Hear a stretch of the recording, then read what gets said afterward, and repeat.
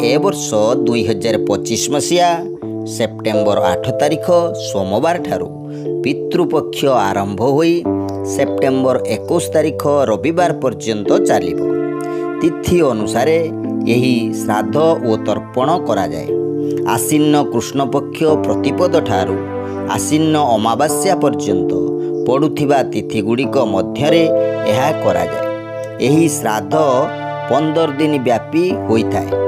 तेबे आसंतु श्राद्ध तिथि गुड़िक सेप्टेम्बर मास केते तारिख एवं केउ बार पड़ुछि जानिबा। प्रतिपद श्राद्ध 2025 मसीहा सेप्टेम्बर 8 तारिख सोमवार।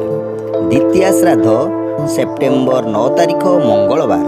तृतीय श्राद्ध सेप्टेम्बर 10 तारिख बुधवार।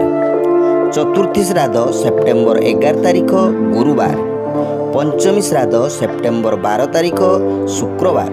जो माने प्रतिपद अर्थात 8 तारिख सोमवार ठारू तर्पण करिपारि नथिबे सेमाने 12 तारिख ठारू अमावास्या पर्यंत तर्पण करि पारिबे। षष्ठी श्राद्ध सेप्टेम्बर 12 तारिख शुक्रवार पड़ुछि। पंचमी और षष्ठी श्राद्ध गोटे दिने पालन करा जाउछि। सप्तमी श्राद्ध सेप्टेम्बर 13 तारिख शनिवार। अष्टमी श्राद्ध सेप्टेम्बर 14 तारिख रविवार।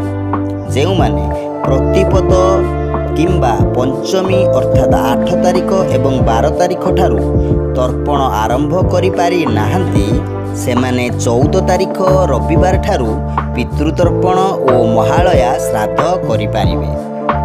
नवमी श्राद्ध सेप्टेम्बर 15 तारिख सोमवार। दशमी श्राद्ध सेप्टेम्बर 16 तारिख मंगलवार। एकादशी श्राद्ध सेप्टेम्बर 17 तारिख बुधवार। जो माने प्रतिपद पंचमी अष्टमी अर्थात 8 तारिख 12 तारिख एवं 14 तारिख ठारू तर्पण करि नथिबे से माने 17 तारिख ठारू अमावास्या पर्यंत दैनिक पितृ तर्पण और महालया श्राद्ध करि पारिबे। द्वादशी श्राद्ध सेप्टेम्बर 18 तारिख गुरुवार। एही दिन सन्यासी पितृमानंक उद्देश्य रे तिल तर्पण और पिंडदान मध्य करि पारिबे। त्रयोदशी श्राद्ध सेप्टेम्बर 19 तारिख शुक्रवार। चतुर्दशी श्राद्ध सेप्टेम्बर 20 तारिख शनिवार। एही दिन मध्य अस्त्रशस्त्र हत आकस्मिक दुर्घटना द्वारा बा अपमृत्यु जनित मृत पितृंक निमित्त तर्पण और श्राद्ध करि पारिबे। अमावास्या बा महालया श्राद्ध सेप्टेम्बर 21 तारिख रविवार।